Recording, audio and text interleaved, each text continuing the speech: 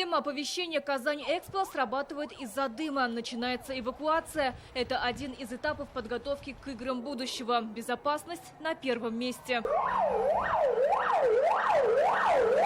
На место условного ЧП выезжает колонна пожарных машин. По сценарию учений в зале находится 16 пострадавших.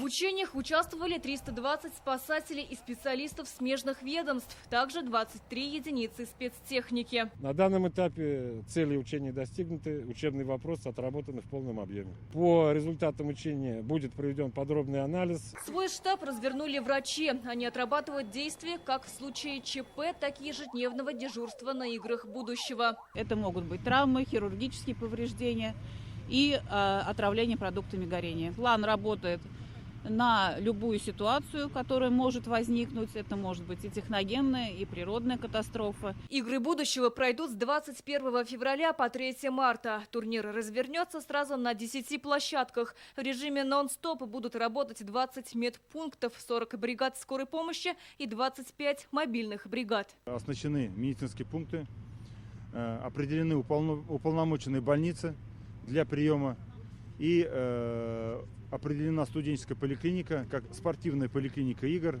для амбулаторного приема лечения спортсменов и всех клиентских групп игр будущего. Цель учения достигнута.